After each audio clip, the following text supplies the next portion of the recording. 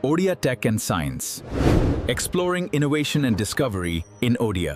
ସୂର୍ଯ୍ୟଙ୍କ କିରଣ ଛାତ ଉପରେ ପଡୁଛି ଆଉ ଘର ଭିତରେ ଲାଇଟ୍ ଜଳୁଛି କିନ୍ତୁ ଏହି ଦୁଇଟା ଭିତରେ ହୁଏ କ'ଣ ଏହି ଯେଉଁ ଯାତ୍ରା ଛାତ୍ର ପ୍ୟାନେଲରୁ ସୁଇଚ୍ ବୋର୍ଡ ପର୍ଯ୍ୟନ୍ତ ଆଜି ଆମେ ସେହି ଯାତ୍ରା ବିଷୟରେ ହିଁ କଥା ହେବା ଆରମ୍ଭରୁ ଶେଷ ପର୍ଯ୍ୟନ୍ତ ଚାଲନ୍ତୁ ଏ ରହସ୍ୟକୁ ଖୋଲିବା। ଆଜିକାଲି ସୋଲାର ପାୱାର କଥା ସମସ୍ତେ କହୁଛନ୍ତି ଆଉ ଏଇଟା ଖାଲି ବିଜୁଳି ବିଲ୍ ବଞ୍ଚେଇବା ପାଇଁ ନୁହେଁ ନା ଏହାଠୁ ବହୁତ ବେଶୀ କିଛି ଏଇଟା ଗୋଟେ ଭଲ ଭବିଷ୍ୟତ ପାଇଁ ଆମ ପିଲାମାନଙ୍କ ପାଇଁ ଏକ ସ୍ୱସ୍ଥ ପରିବେଶ ଗଢ଼ିବା ପାଇଁ ଗୋଟେ ବଡ଼ ପଦକ୍ଷେପ। ଆଚ୍ଛା ଗୋଟେ କଥା ଦିନରେ ତ ଖରା ଅଛି ପ୍ୟାନେଲ କାମ କରୁଛି ସବୁ ଠିକ୍ କିନ୍ତୁ ଯେତେବେଳେ ସୂର୍ଯ୍ୟ ବୁଡ଼ିଯାଏ ରାତି ହୁଏ ସେତେବେଳେ ଘରେ ଲାଇଟ୍ ଜଳେ କେମିତି ଏଇଟା ତ ସବୁଠୁ ବଡ଼ ପ୍ରଶ୍ନ ନୁହେଁ କି? ଆଜି ଆମେ ଏଇ ରହସ୍ୟର ପର୍ଦ୍ଦା ହଟେଇବା ଆଉ ଦେଖିବା ଏହାର ଉତ୍ତର କେତେ ସରଳ। ସୋଲାର ଏନର୍ଜି ଆପଣେଇବା ପଛରେ ସାଧାରଣତଃ ଦୁଇଟା ବଡ଼ କାରଣ ଥାଏ। ପ୍ରଥମଟା ହେଲା ପକେଟ୍ ପାଇଁ ଫାଇଦା ମାନେ ବିଜୁଳି ବିଲ୍ କମ୍ ଆଉ ଦ୍ୱିତୀୟ କାରଣଟା ଆହୁରି ଗୁରୁତ୍ୱପୂର୍ଣ୍ଣ ଆମ ପୃଥିବୀ ପାଇଁ ଆମ ପରିବେଶ ପାଇଁ ଏକ ଭଲ ପଦକ୍ଷେପ ତେଣୁ ଏଥିରେ ସମସ୍ତଙ୍କର ଲାଭ। ଏଇ ଦେଖନ୍ତୁ ସୋଲାର ଏନର୍ଜିର ପୁରା ଯାତ୍ରାଟା ଏମିତି ହିଁ ଦେଖାଯାଏ ଛାତ ଉପରେ ଥିବା ପ୍ୟାନେଲରୁ କେମିତି ଶକ୍ତି ବାହାରି ଘର ଭିତରକୁ ଆସୁଛି ଆଉ ଆମ ଟିଭି ଫ୍ରିଜ୍ ଲାଇଟ୍ ସବୁକୁ ଚଲାଉଛି। ତେବେ ଚାଲନ୍ତୁ ଏବେ ଏହାର ଗୋଟି ଗୋଟି ପାହାଚକୁ ଭଲ ଭାବରେ ବୁଝିବା। ତେବେ ଆମ ଯାତ୍ରାର ପ୍ରଥମ ଷ୍ଟପ୍ ସୋଲାର ପ୍ୟାନେଲ ଏଇଠୁ ହିଁ ସବୁ କାହାଣୀ ଆରମ୍ଭ ହୁଏ। ଚାଲନ୍ତୁ ଦେଖିବା ଏହା କେମିତି ସୂର୍ଯ୍ୟଙ୍କ କିରଣକୁ ଧରି ବିଜୁଳି ତିଆରି କରିବା ପ୍ରକ୍ରିୟା ଆରମ୍ଭ କରେ। ହଁ ତ ଏଇଠୁ ହିଁ ସବୁକିଛି ଆରମ୍ଭ ହୁଏ।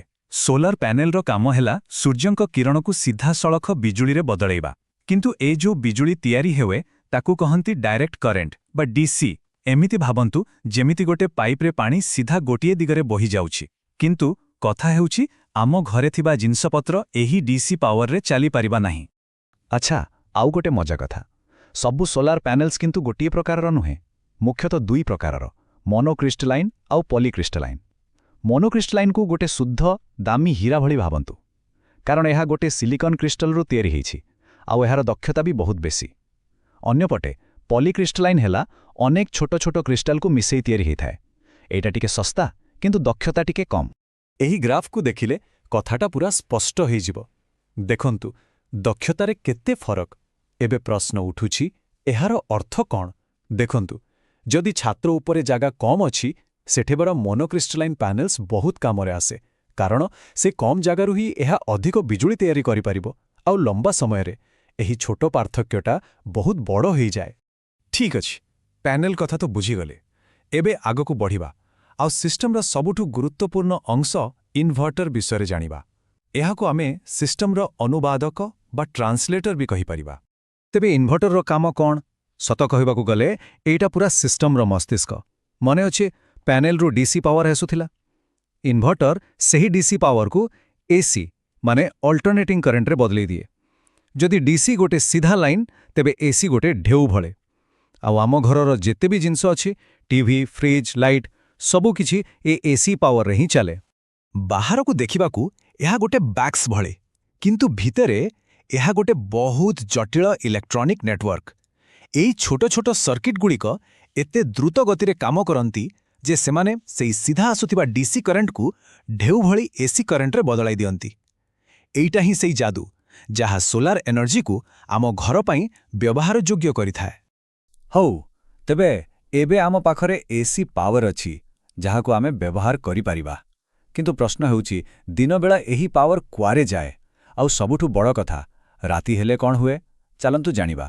ଦିନବେଳା ଯେତେବେଳେ ଭଲ ଖରା ଥାଏ ଉତ୍ପାଦିତ ହେଉଥିବା ବିଜୁଳି ଦୁଇଟି ଜାଗାକୁ ଯାଏ।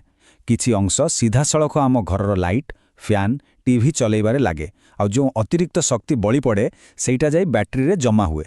ଠିକ୍ ଯେମିତି ଆମେ ପକେଟ୍ ଖର୍ଚ୍ଚ ପରେ ବଳକା ଟଙ୍କାକୁ ବ୍ୟାଙ୍କରେ ରଖିଦିଉ ପରବର୍ତ୍ତୀ ସମୟ ପାଇଁ। ଆଉ ଏଇଠି ଆସେ ସବୁଠୁ ମଜାଦାର କଥା ଯେମିତି ହିଁ ସୂର୍ଯ୍ୟ ବୁଡ଼ିଯାଏ ସିଷ୍ଟମଟା ଆପେ ଆପେ ନିଜକୁ ବଦଳେଇ ଦିଏ। ଏଇ ସୁଇଚ୍ଟା ଏତେ ଜଲ୍ଦି ଆଉ ଏତେ ସୁରୁଖୁରୁରେ ହୁଏ ଯେ ଆମେ ଟିକେ ବି ଜାଣିପାରୁନା। ଆଖି ପିଛଳାକେ ଘରଟା ବ୍ୟାଟେରୀରୁ ପାୱାର ନେବା ଆରମ୍ଭ କରିଦିଏ ଆଉ ଆମର ଲାଇଟ୍ ସେମିତି ହିଁ ଜଳି ରହିଥାଏ ବିନା କୌଣସି ବାଧାରେ।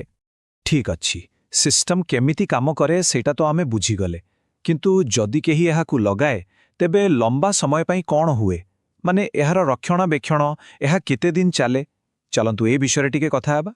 ତେବେ ମନରେ ପ୍ରଶ୍ନ ଆସେ ଏହି ସୋଲାର ପ୍ୟାନେଲଗୁଡ଼ିକର ଦେଖାଶୁଣା କରିବା କ'ଣ ବହୁତ କଷ୍ଟକର, ବହୁତ ଝାମେଲା ଅଛି କି?